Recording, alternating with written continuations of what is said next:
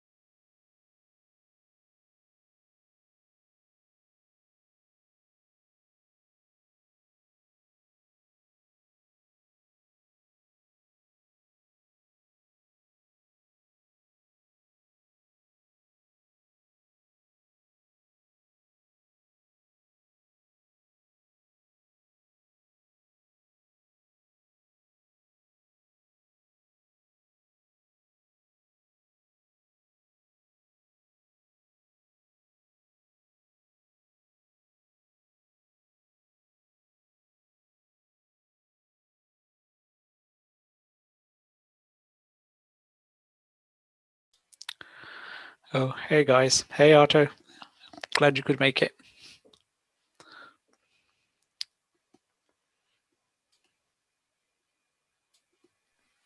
Yeah, sure. Okay, cool. I think we're all here. Parush has come in as well.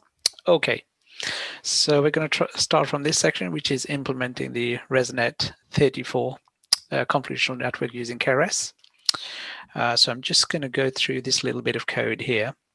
So this class represents a residual unit, and this is the. So if I go back a little bit further. Yeah, so this is the residual unit where the input goes through two layers here. There's a batch normalization, and then there's a skip connection that goes across. So, okay, so some preamble here, which is just setting up which activation function to use. The default is ReLU. So the layers we have now, this is the main part of the network here, the residual unit, which we saw sort of in the middle, which is a convolutional 2D layer, then a batch normalization layer, then the activation function ReLU, and then another convolution layer, and then a batch normalization as well. So this is the bit that was on the right-hand side. And now we deal with the skip layer.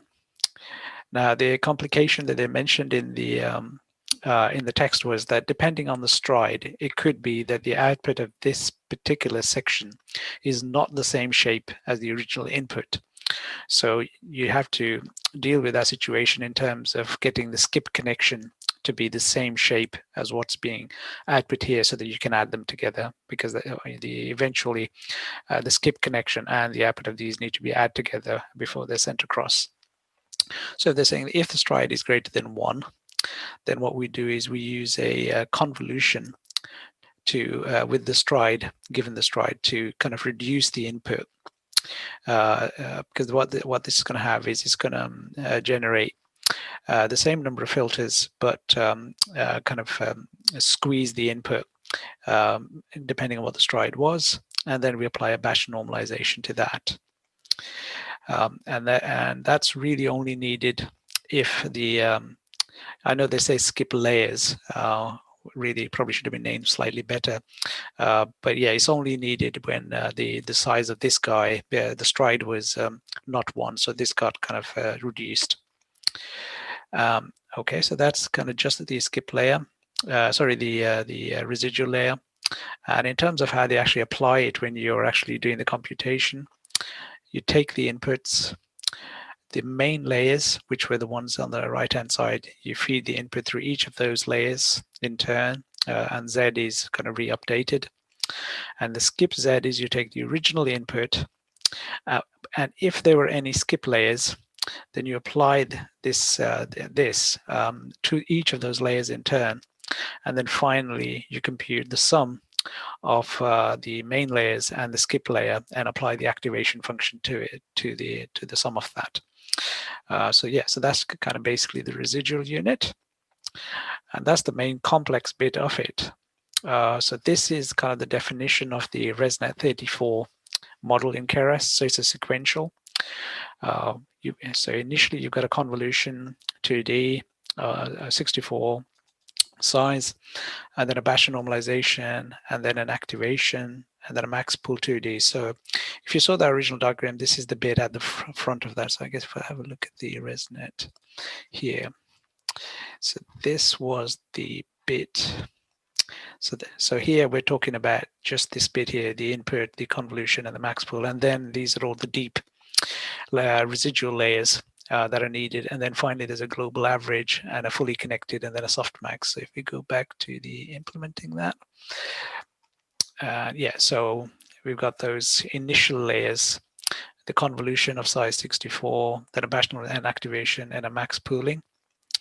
And then these are the so these are the layers in the main bit of the residual network, and they use a little a nice little trick to work out when a stride the stride needs to change, because the network size is shifting, because basically whenever they go from 64 features to 128 at the same time, they actually reduce the size of the image by 2, so the overall amount of data kind of stays the same.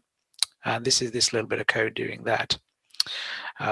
And so, yeah, they had, all these residual layers. So 3 of the 64 sized ones, 4 of the 128, 6 of the 256, and 3 of the 512. And this is what the ResNet 34 model contains. And then finally, you have the global average, and then you flatten it, and then you add a dense layer of 10. It's interesting they put 10 here, actually, because that's only going to produce 10 outputs. Because I think the network can deal with more. But that's kind of the of the network. I mean, it's interesting, that even though it's a really complicated model, actually the amount of code needed to implement it is actually not that much. Does anybody have any questions so far related to this implementation? So residual unit, that's the class we defined up above, isn't it? Yes, that's right. Yes. And within this class, how the residual is working. Residual, I thought it's just the previous layer input just pass through. So that's the residual, that's a skip connection, but the actual residual unit is this. This is the residual unit, basically. So when they say that class, this is what it implements. And what the ResNet 34 architecture has is a huge number of residual units, basically, in the deep bit. So these are all kind of residual units in the deep bit. You can see here that basically each pair of these is actually a residual unit with a skip connection here. And the residual name is coming from the fact that there is this skip connection, this is this residual connection. But yeah, the network itself contains, a bit like the inception network, there was an inception unit earlier on for the Google Internet. For ResNet, you've got this residual unit, and that's the architecture of the residual unit. Okay. So yeah. we defined the residual, and then we had an input, convolutional, max pole, and afterwards number of residuals. If you go to the code, please. Yes. So the residuals started at size 64s and then went to 128s and then even higher than that. So and these are the residuals here. So these filters here, these are all the residuals. What does it mean? Like when we say filter in, so we have 64 by 3 plus 128 by 4, 256 by 6, 500. So I guess the 64 is a size of the neurons or size of no, so this is basically list. This is a, you need to know a little bit about how Python lists work. So what that's saying is that create an array with 364 elements in it.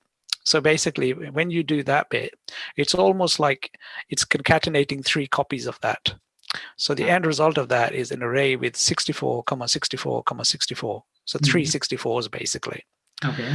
And then that bit here is making 4 128s. Okay. And this bit here is making 6 256s. Okay. And this is making 3 512s. And then the whole thing is basically that array all kind of concatenated together. Okay. So the data in the array would be 64, 64, 64 from this bit, then 128, 128, 128, 128, and then a whole load of 256s, and then 3 512. So when you're going filters in, you're getting these numbers. So first number going through the loop would be 64. Second time it'll be 64. Third time it'll be 64. Fourth time it's going to be moved on to that now, 128. Fifth time it'll be 128, and then it'll go through each element in the array, in that array, obviously until it's finally done the 3 512s. And so this array is going to be, so it's 3 times 4, so that's 7, 10. So this loop will be done 16 times basically. Okay. And in our residual network, we have just one stride and 2 strides only. So strides here is being passed. Yes. So basically, what they're doing is in the network, in the original network, every time they move from 64, say, to 128, they increase the stride by 1. I mean, if you look at the ResNet architecture here,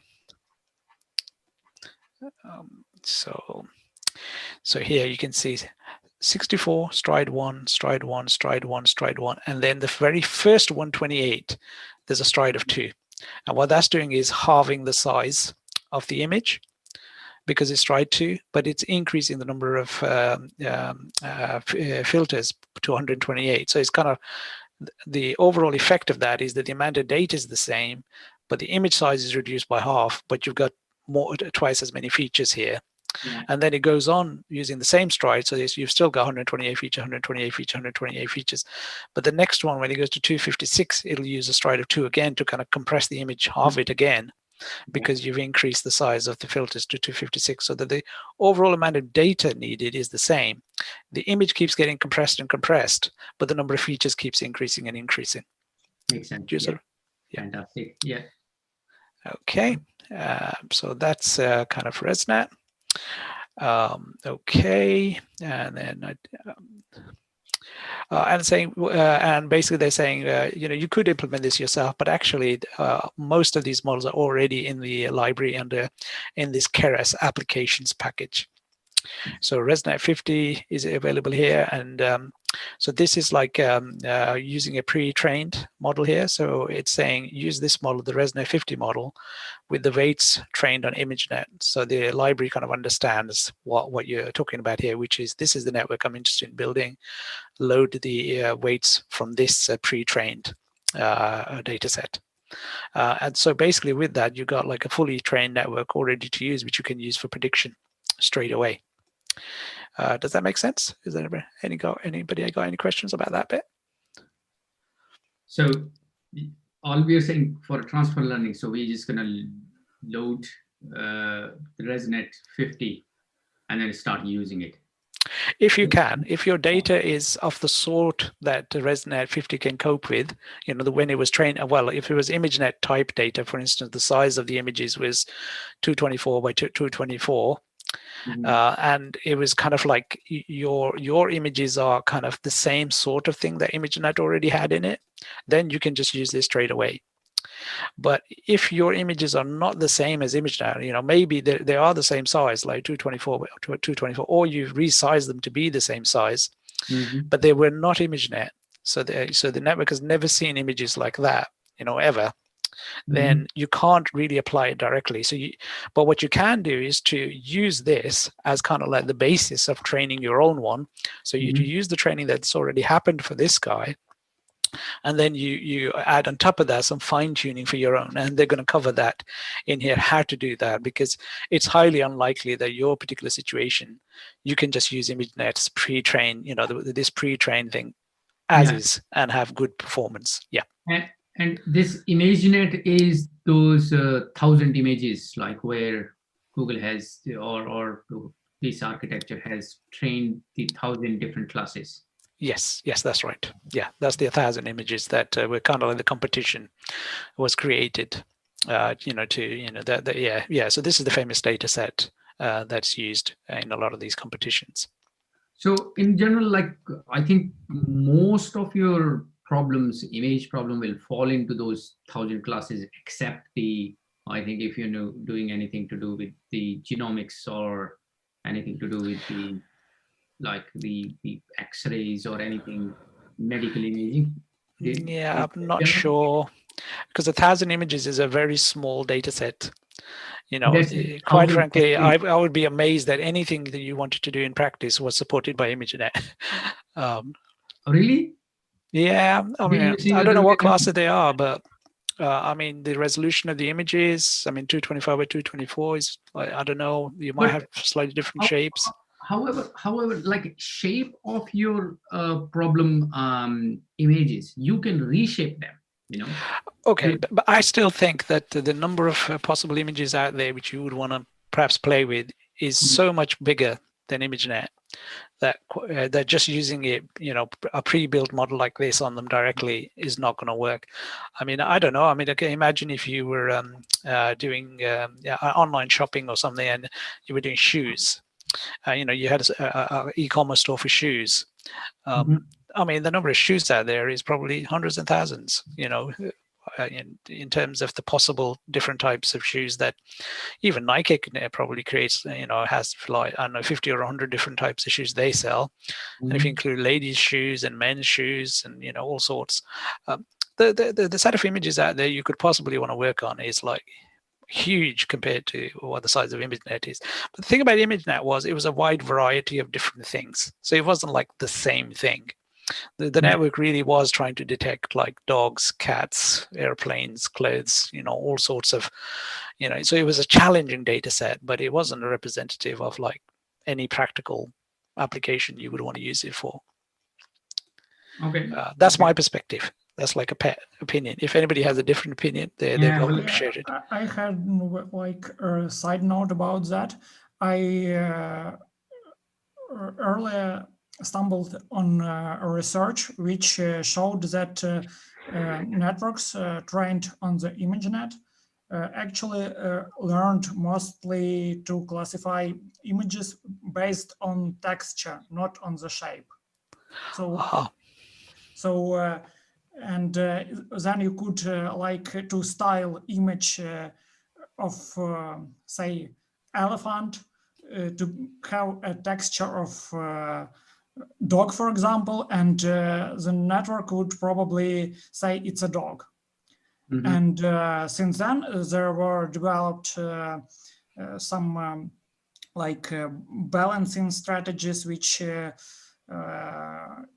changed training objectives to force networks to learn both shape and texture. And I didn't really track that much because I'm not like really involved into some vision stuff now. But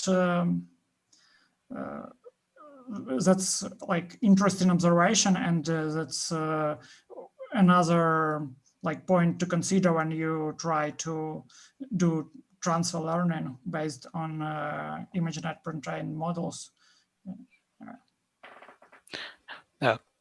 Yep.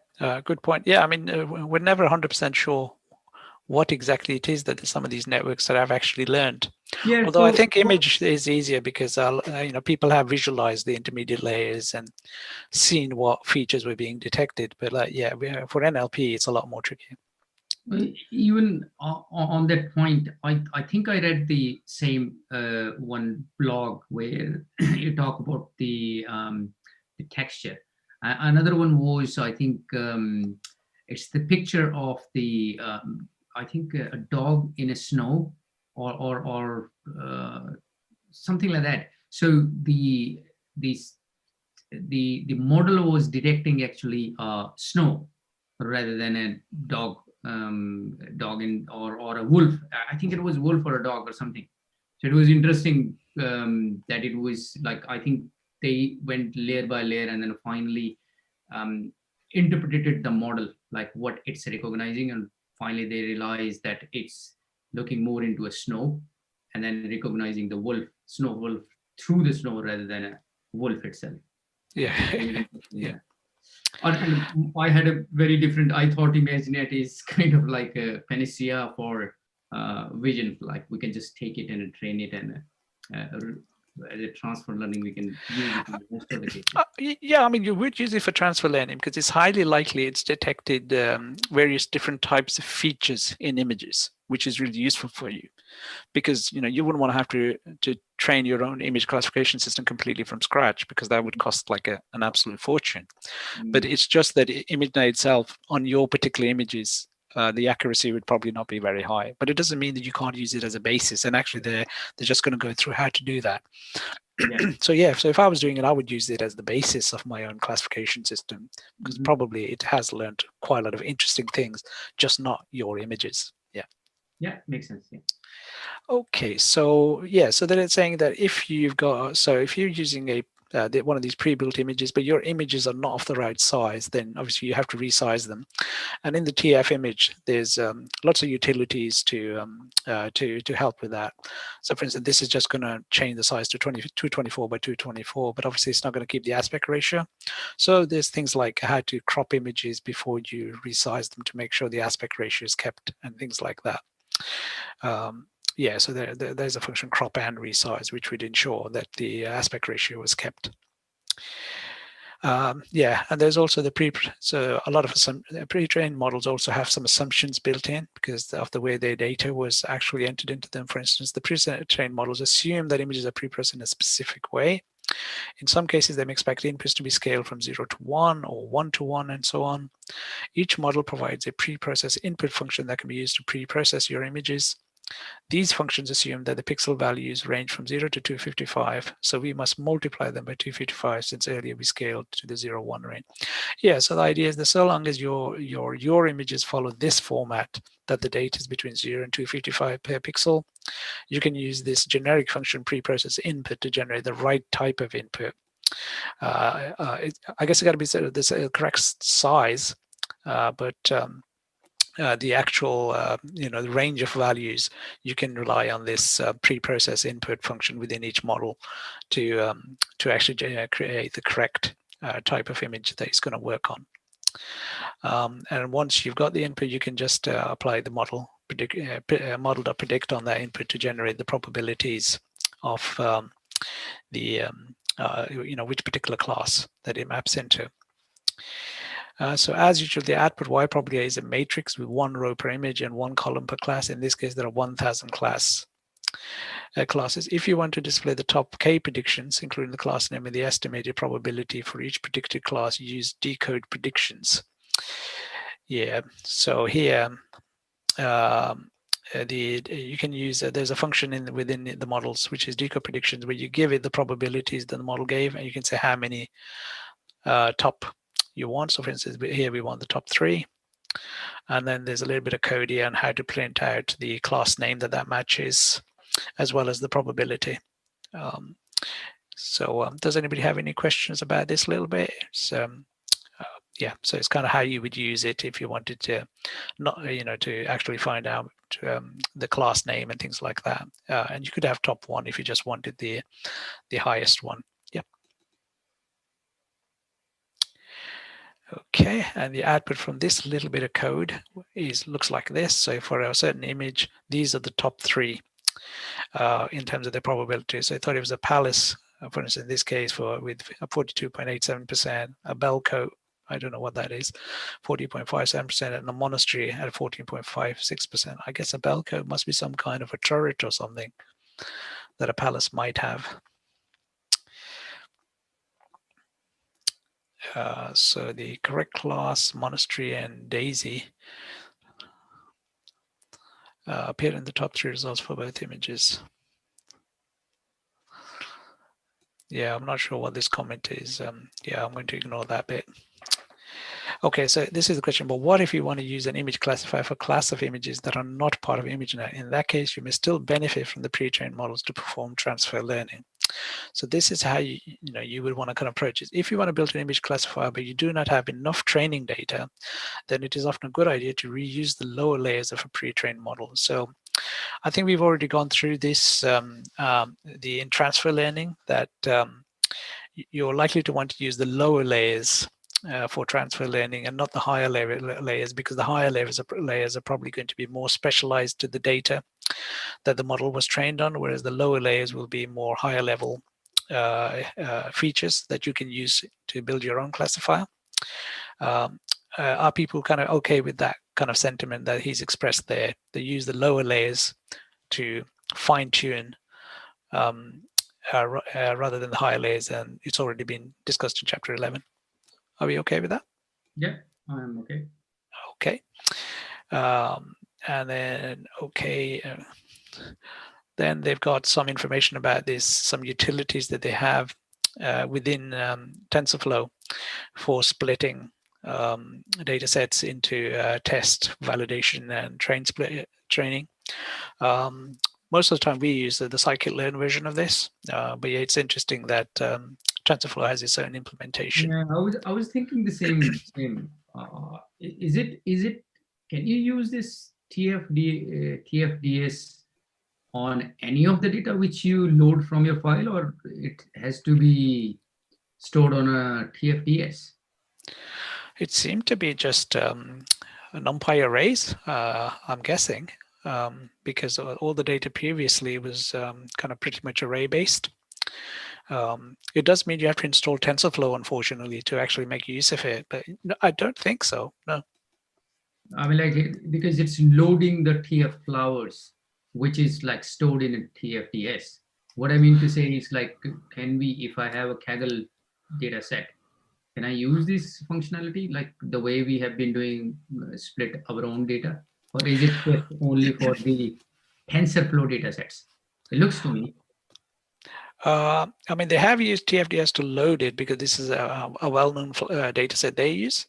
Yeah, but I mean, ultimately, this data is going to have to go into the model.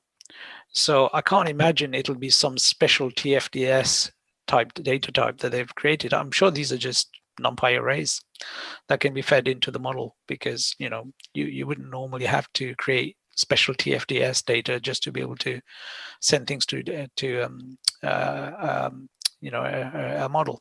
Although they have got some additional functionality a little bit later on, actually. Let's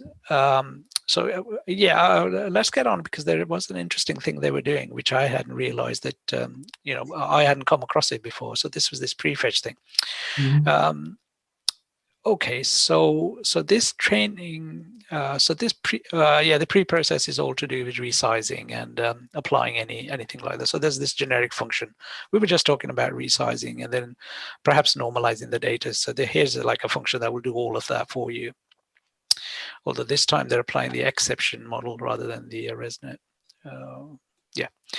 Okay, so it's interesting. So they've got this thing here.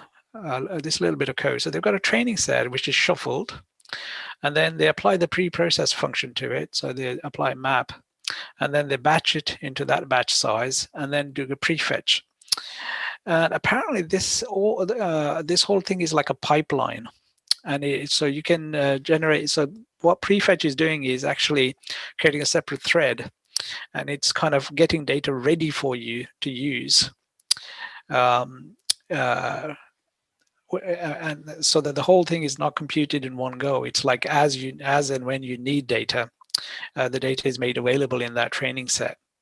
So perhaps this train set, perhaps it is a special type. It's got some additional features on top of array. So maybe you're right, because I can't imagine a normal NumPy array would have batch and prefetch on it, particularly with this additional thread that they mention in the documentation. Yeah, this sounds like you're doing a transformation. These transforms are working through the training set. Those pipelines, it's a different way of building those pipelines, and then we learned a different way of creating those transforms and applying on the data. They're saying, but this is the kind of thing you would use if you were doing some additional pre-processing like augmentation or some random transformations. This is the sort of kind of architecture you would have, that your pre-process function would do some of that additional work as part of that. They're not doing any augmentation here. So there is a pre-processing image data generator class that makes it easy to load images from disk, augment them in various ways. You can shift images, rotate them, rescale them, flip them, share them, apply transformation functions you want. Yeah, so this seems to be quite a really useful utility if you're working with images and particular training. Okay, so now they moved on to actually the exception model. So again, they're using a pre-trained model, which is on the ImageNet database. They're creating an average, so which is global average pooling layer, and then some additional output layers, and then keras model. Okay, so this is where what they're doing here is they're going to use this model, but as part of your own kind of classifier. And what I mean by that is that they're saying, okay, we've got this exception model, but what we want to do is perhaps generate a different output. Maybe you've got like 50 classes that you want to instead of the 1,000 classes that was kind of built for, maybe you got 50 or 100 different things that you're recognizing. Well, this is the sort of architecture you would kind of need to use. So what we're doing is we're taking the base model, then we're adding on top of it a global average. And so the output of the base model is being fed into this global average. And then we add a dense layer with a softmax on top of the averaging layer. And finally, we wrap everything inside a model so that the inputs what this does is it feeds the inputs into the base model and then takes the outputs from the output layer. Does that kind of make sense? It's kind of like a strange architecture, but it's basically a way of taking the input, feeding it into this guy, then this guy, then this guy, and then taking the output of that and giving that as the return. And now that's our definition of our model. Does that make any sense? Yep, that's correct. I'm like, we are taking the exception doing the global average pooling and dense pooling on it. So that's the 2 steps we are doing it. Yes, that's right. Yeah. And then we're saying that we are going to predict this number of classes, not what the original number of classes was that was in the ImageNet. Yeah. And then this is one thing. So because we have a dense layer of n classes, so it's going to reduce them down automatically. Yeah. Okay.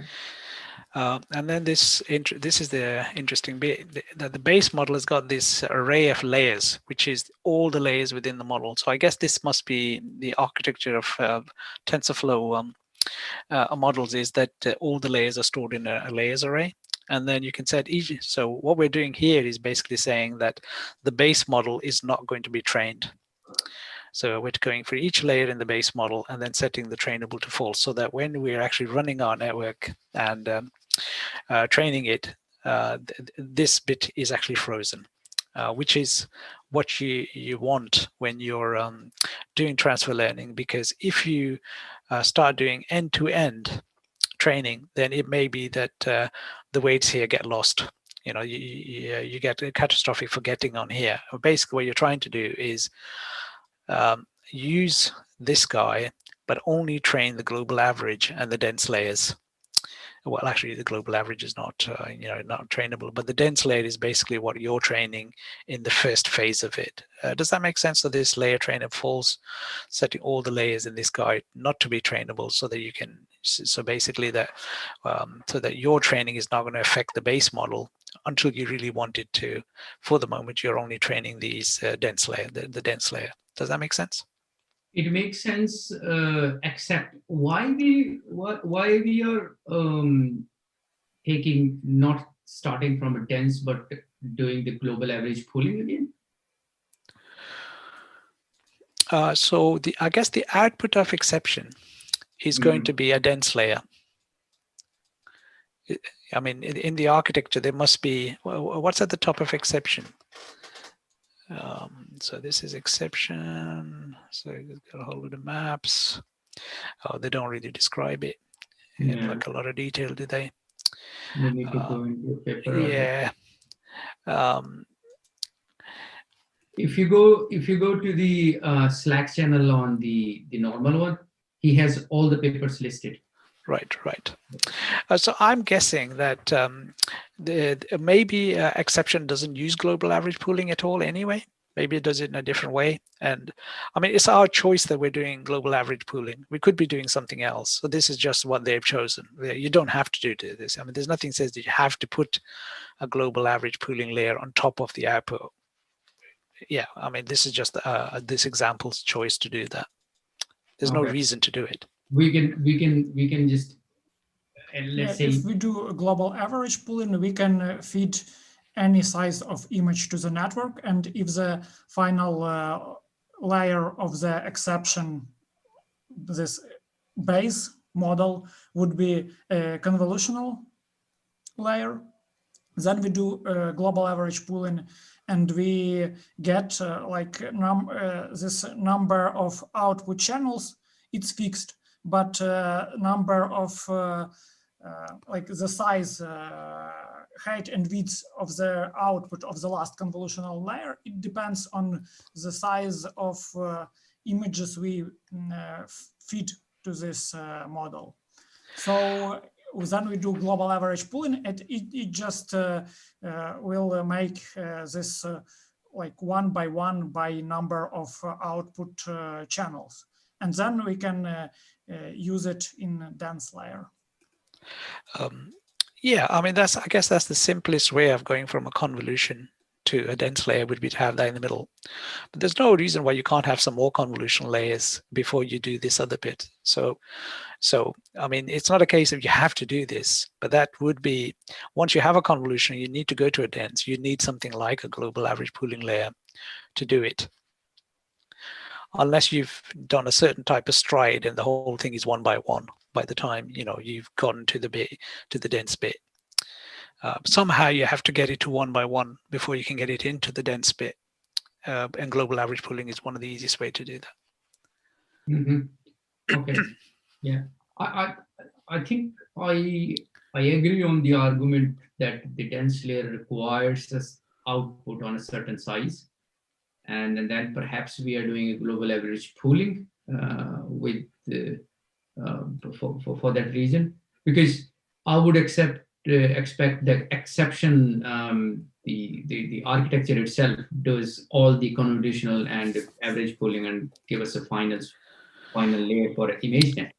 Yeah, I mean, if it itself was a softmax at the end, then that's already kind of dense already, isn't it? Yeah. Then, so we are saying we just chop the top and we just retrain that part. Yeah. The dense part. Yeah.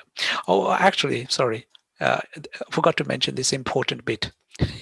So they're taking the exception, but they're not including. So they're only including the dense bit. So this got a special flag, which is basically where it's not taking the global average pooling or the dense bit from exception. So that's why we need to do this bit. Well, that's the question. That is the top include global average and dense, or only the dense? I believe it includes both. Yeah. I would expect. So it says here, we exclude the top of the network by setting include topics for.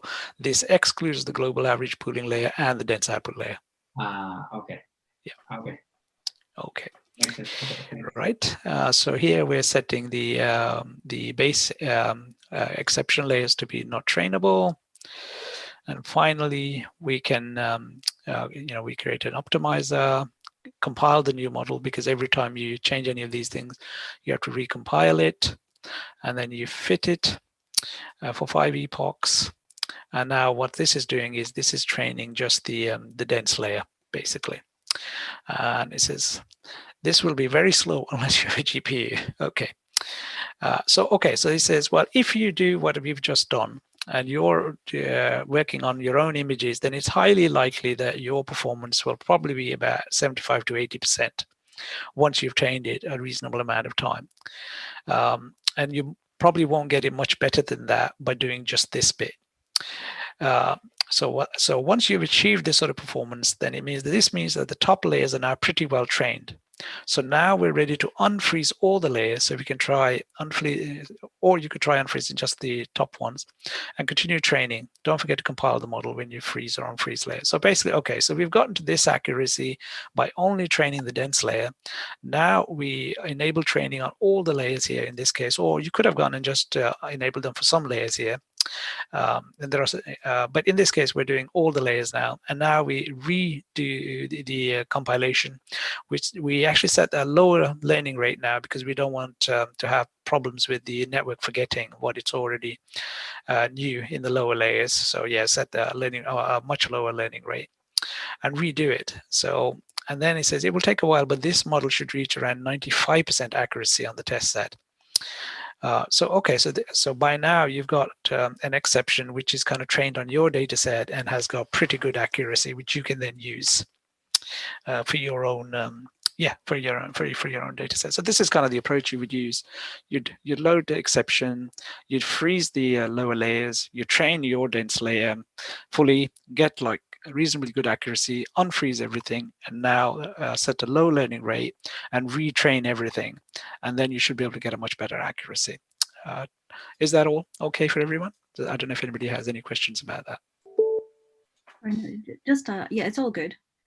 Just comparing to what we did in Fast AI, where, you know, this was the, what was it, fit one cycle or something, or it was called something else in the end. But anyway, I mean, I guess the thing that they don't talk about much here is the learning rates and, you know, how difficult that is to get right. Or did we, you know, did we already like cover that somewhere? The only thing they've mentioned here is that the learning rate should be lower than what you had before, because if you increase the learning rate, then the side effect you'll have is that some of your lower layers, because the gradients are being changed much more drastically, you may get a lot more forgetting from the lower layers. So actually, if you use a higher learning rate, it might be that you don't get that accuracy. You will only really get that accuracy if you use a lower learning rate. That's the kind of comment that they made here. They haven't given any other information about exactly what learning rates to use. All they've made is this is lower than they were had previously. Yeah, no, I was just saying that I don't know. I guess this is more flexible because you can do everything yourself, including deciding which layers you want to freeze and not freeze and stuff. But in FastAI, that whole bit where, you know, it actually finds learning rate for you, and that actually feels quite handy. Yeah, I mean, there's no reason why you can't go do a scan and just try different learning rates and then choose the best one. As I say, I guess these guys, they're a big, you know, they're not sort of hyperparameter tuning. They don't really cover that in this particular section of it. But it makes sense that you would try a few different learning rates and see which one's the best. So just to add on the, I think it was chapter 11. In a chapter 11 exercise, he has gone through the process of finding the best learning rate. Oh, did he? Okay. One cycle learning. So I think over there he described that how you should tune or tweak the learning rate. It's a chapter 11 exercise, the last question, if you look, very last question, last section of a last question. And he has given the code as well, how to find the learning rate. And then he has drawn the curve the way Jeremy does the curve. And then he started using from there onwards. It's a very good example. He has covered, unfortunately, not in any section, but he covered in the exercise. Oh, okay, thanks. Yeah. Okay, and then we move on to the classification section and localization. So localizing an object in a picture can be expressed as a regression task, as discussed in chapter 10, to predict a bounding box around the object. Yeah, so this is where not only are you detecting that there's an object in the picture, but a bounding box for the object within the picture. And in this particular section, a bounding box is a common approach is to predict the horizontal and vertical coordinates of the object's center, as well as its height and width. So you basically 4 sets of numbers: the center of the object and its width and height. And usually they're normalized. So the idea is that the center will be between 0 and 1, and the height and width will also be between 0 and 1. That's just for, you know, kind of model training and needs, because, you know, it's the normal sort of scaling that you would do. So here's a little bit of Keras code where we're actually generating that. So here we're doing, so now this is interesting, where we're actually producing 2 different outputs from this network now. So one is the class output, which is the number of classes, which was what we previously had before. So up to this class output is what we had before. But now what we've also got is that this location output. So we're taking the output of the averaging, global averaging layer again, and putting it within this dense layer, but with only 4 outputs. And this is to do with the X and Y position of the center and the width and height, which we're computing. And then the new model, the input is the same, but the output is now an array. Well, one output is the class, which is the softmax, and the other output is the location, which is these 4 numbers, which is these the X, the XY, and the width height. And the loss, we now use 2 different loss functions. So the cross entropy still for the classes, but mean squared error now for the actual location output. And it's interesting in Keras, you can actually give weights to the two losses. So you can say, well, I'm much more interested in the accuracy of the class and not as interested in the in the banding box. If you were interested both the same, you'd be half, I guess, here. Does that make sense, guys? What this is doing there is producing two different outputs now, one for the actual type of image and the other the banding box for it. And this is how you would implement it.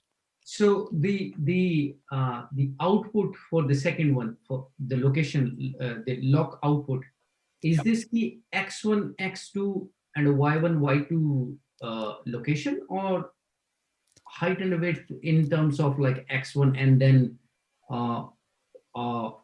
distance, not a distance, but rather how thick it's going to be?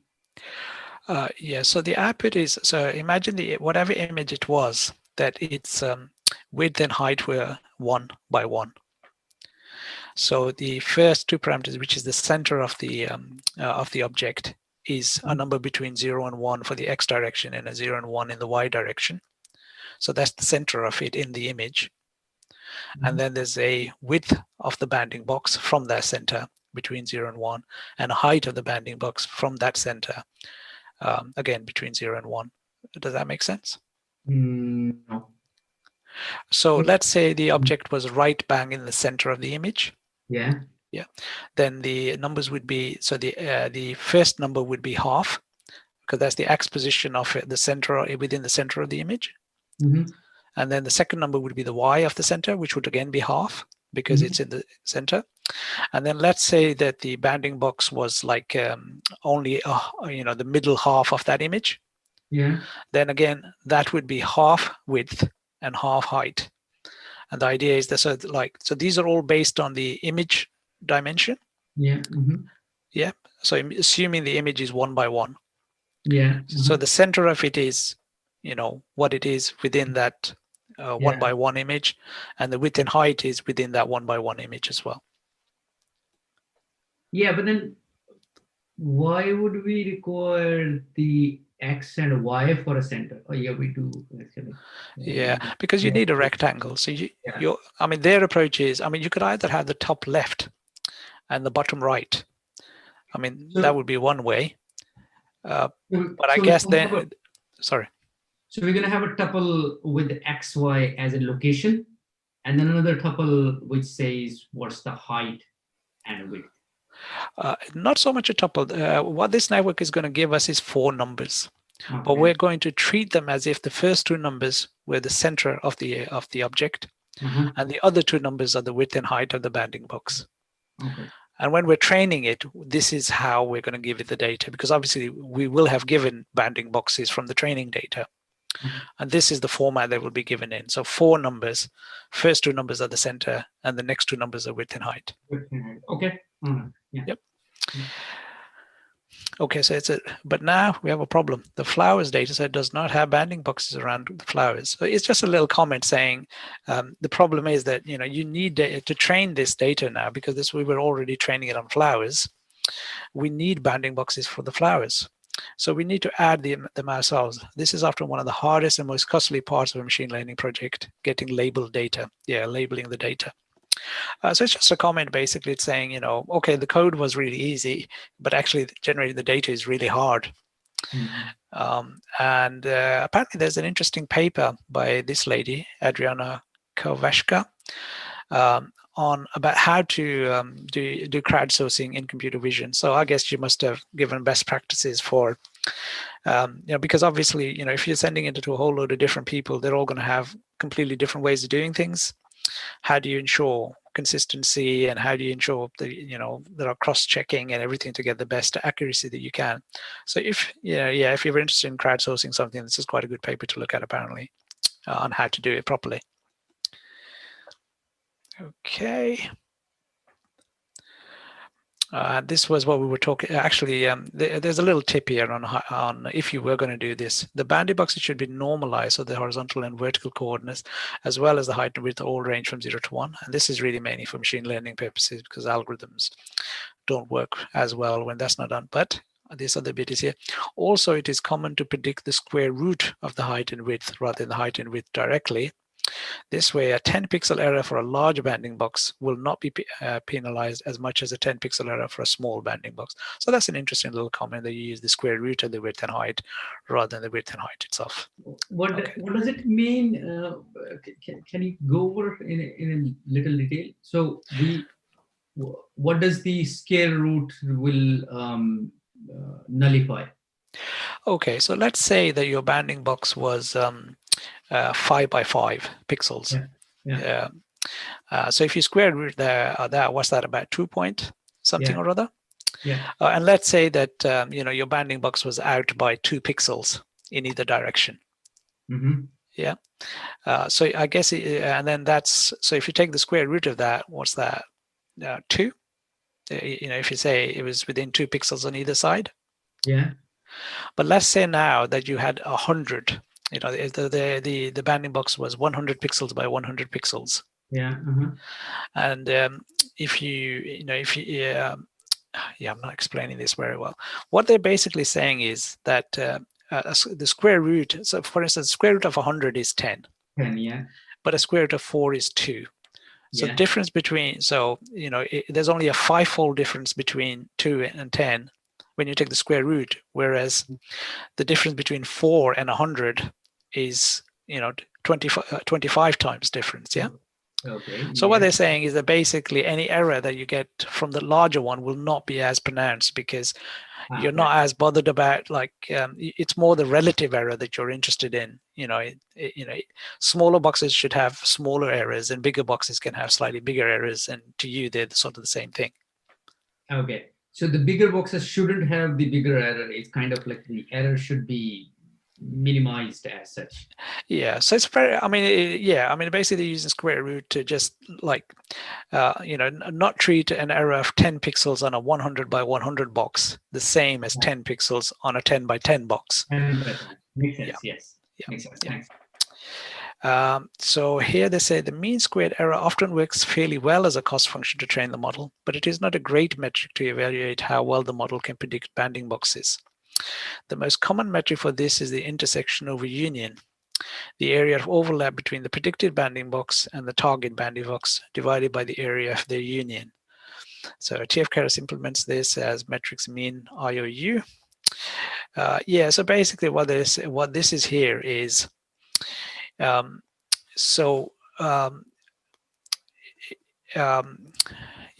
let me just think. So basically they're saying, what metric should you be measuring? So mean square error, which we were just looking at, would just be kind of how different this. So let's say, this was the original and this was what we were predicted. Mean square error would just be, the mean square error in the width and height in the center. But actually it might be that a better measure is how much the prediction is fitting with the label, and the idea is that the intersection of the two is this area here, and if we divide it by the union of the two, then a perfect would be if the intersection and the union were exactly the same. Then this gives you a slightly kind of better kind of error, accuracy function, as it were, than just using mean square error, because mean square error is kind of hard to kind of interpret. I'm not quite sure if this will give you better training, but certainly this way it's easier to know that the bigger the intersection is between your prediction and the actual original, then the better it is for you, as it were. And this is what you're going to get as a result of that. Basically, the more of the prediction that's within the label, the higher there will be this this calculation. I made a real meal of that, but did you guys get kind of the idea of what they're doing there as to why this is a slightly better kind of accuracy measure? Yeah, so I got the idea the way he's explaining, but where did how he connected the intersection with the MSC? I lost it. I can understand that, okay, intersection is a better measure over the union. So that bit is clear, but what it has anything to do with MSC? Okay, so basically I think we're confusing two different things. MSC is the cost function that they're using to train this thing. But they're saying to evaluate it, you know, in terms of how accurate the model is, MSE is kind of like a little bit difficult to kind of really get your head around.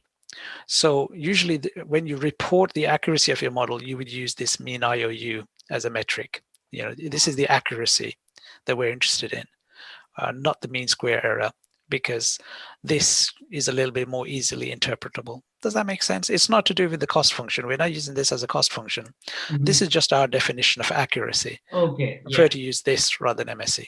MSE, okay. Yeah, so that makes sense. Yeah. I have a small input here. If anyone interested, the last time I checked, there is actually a family of cost functions based on intersection of a union. And you know, in the paper they were introduced, they claim this works better than MSE for object detection, but you can't use directly intersection of a union for a cost function. You need to do some tricks.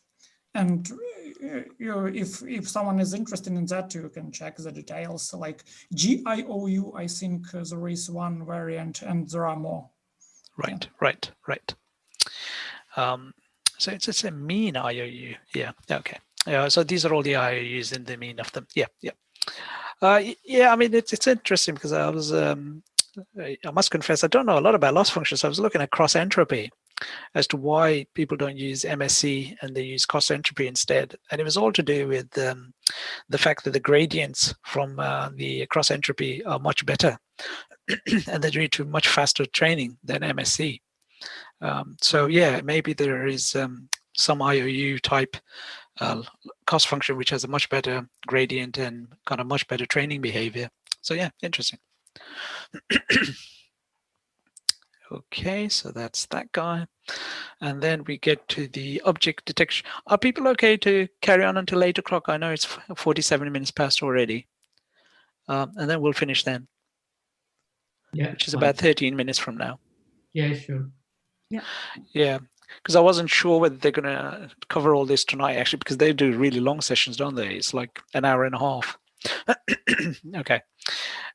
So object detection. So this is the task of classifying and localizing multiple objects in an image is called object detection. So this is where we're doing not just one object, we're detecting multiple objects and their bounding boxes. So until a few years ago, a common approach was to take a CNN that was trained to classify and locate a single object and then slide it across the image, as shown in figure 1424.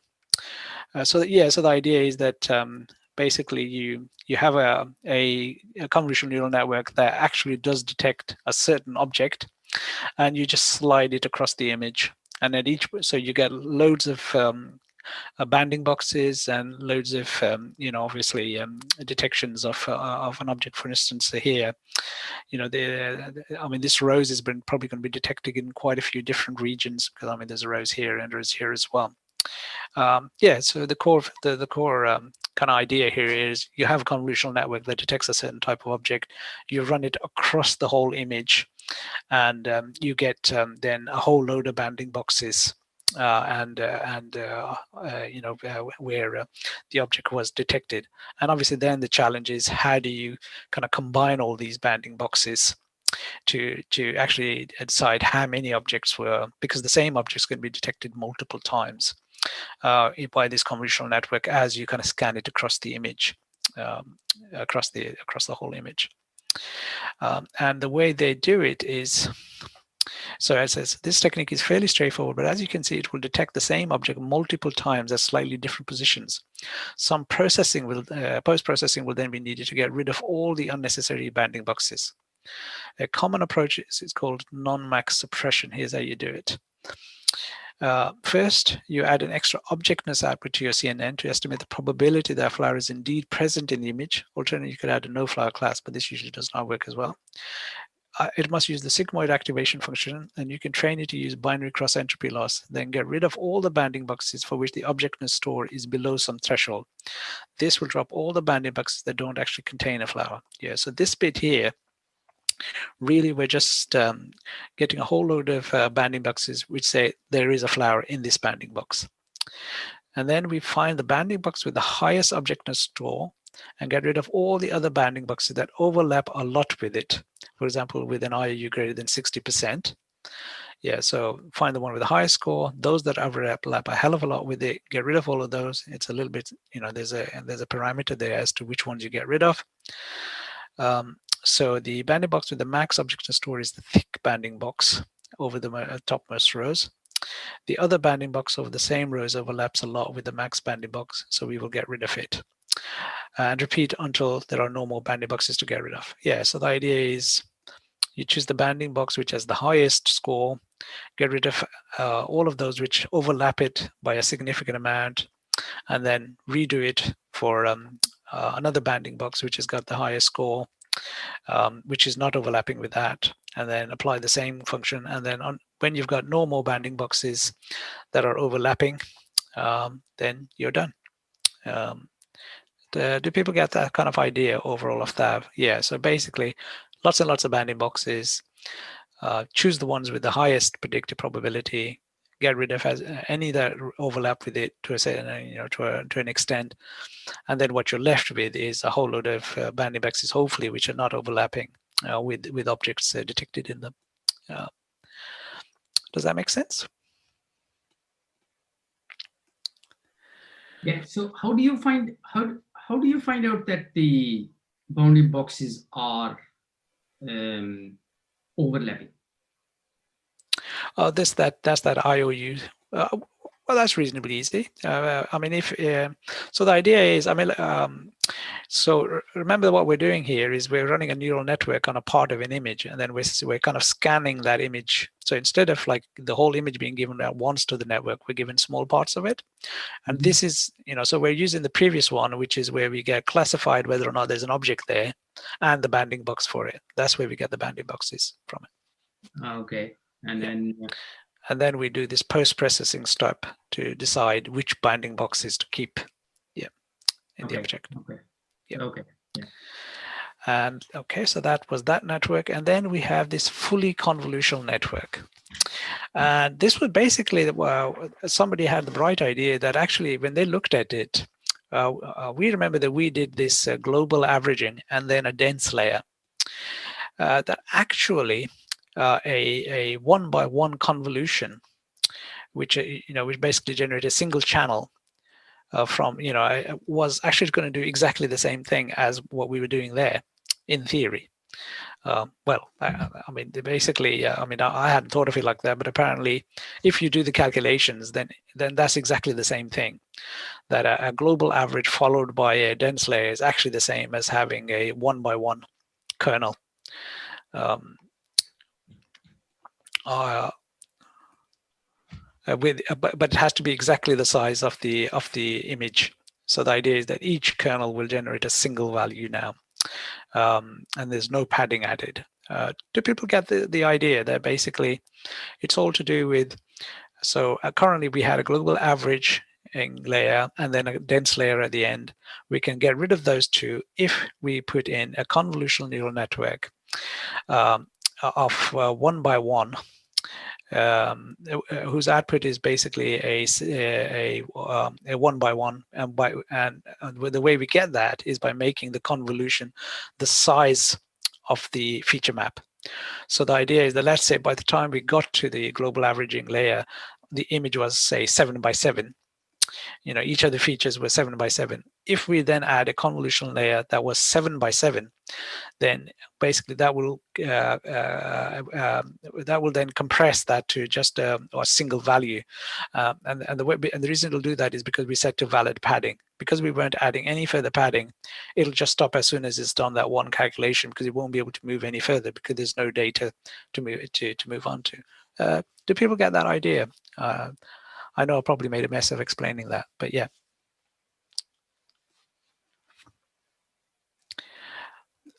And this is where he kind of explains it, that if you kind of look at the calculations that convolution would be doing, it's actually the same as having done pretty much what the global averaging and the dense layer was doing for you, but using a convolution instead of doing the global averaging and then the dense layer.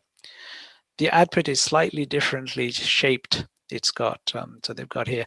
So instead of like the output, it might have been the batch size by 200 because we're classifying 200, say, was our final output. It's a 1 by 1 by 200. So the shape is kind of, because of the way the convolution is done, it's not quite exactly the same shape as that, but in terms of the calculations done, it's the same. I don't know. Does anybody have any questions about that?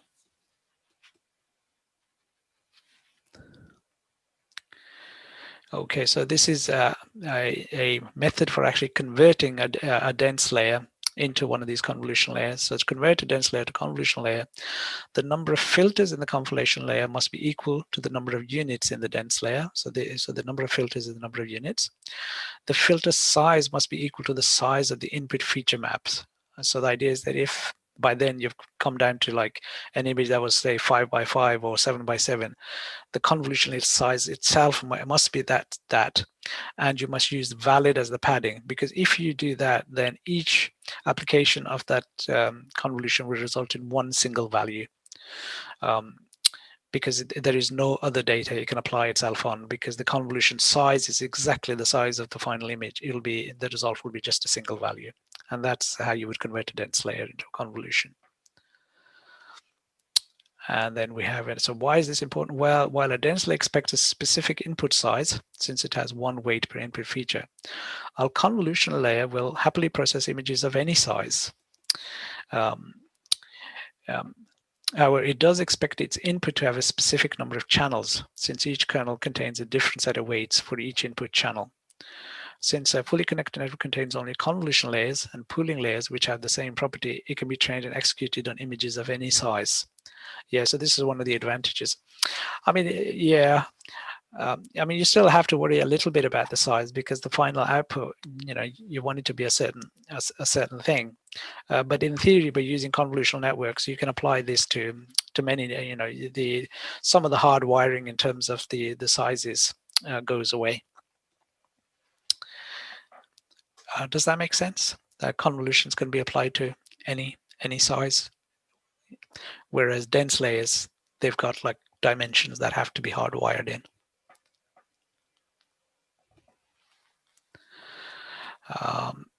And now, so this is just a slightly different architecture of a neural network, rather than using the dense layer, using these fully connected layers. Yeah, so here's an example of that. So if you had I mean, this was say the final output of the previous network. Instead of having a dense layer, you have a convolution. So all the feature maps were 7 by 7.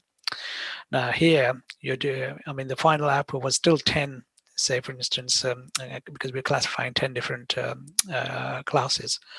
So now we have 10 features, but because the convolution is 7 by 7 with a stride of 1 and valid padding, what this is going to do is to give us 10 1 by 1 values instead. So now we've got 1 by 1, but a whole load of features, whereas a dense layer would have been kind of horizontal. We're now having vertical because these are feature maps, but they're all 1 by 1. But essentially, they're doing the same calculation. Basically, is what is the idea. Then they've got a slightly different variation here, which is where the image is different, and the feature sizes are different, but the convolution is still 10 by 7 by 7. But now, obviously, the feature maps are going to be slightly different size, but they're still valid.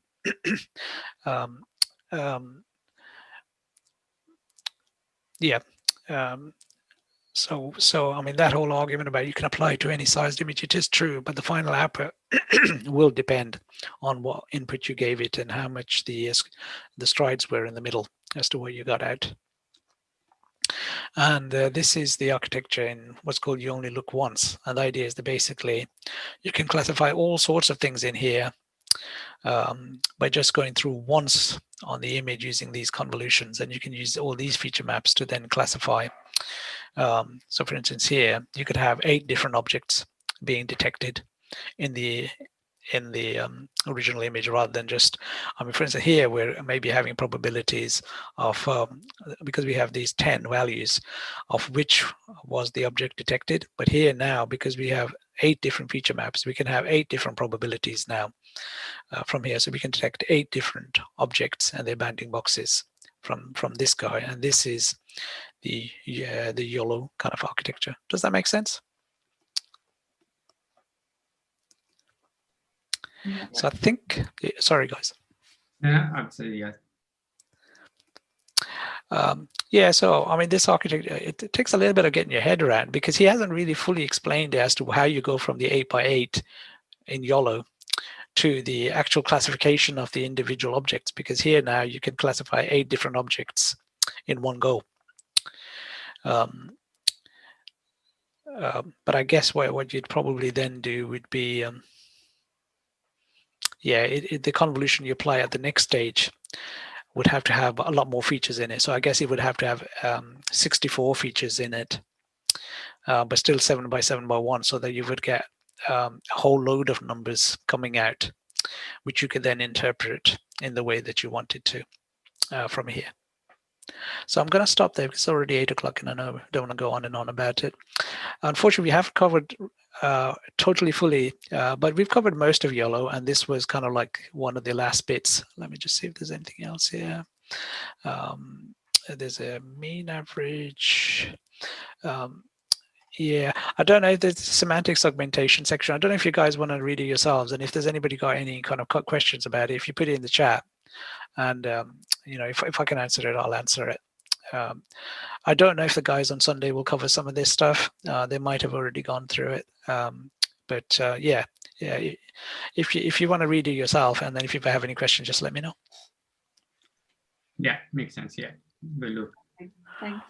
Yeah, great. Well, thank you guys. And I know it's a little bit later than usual, but yeah, nice chatting to you, and hopefully see you next week. Absolutely, that's great. Thank you. Thanks, Arshad. All right, bye.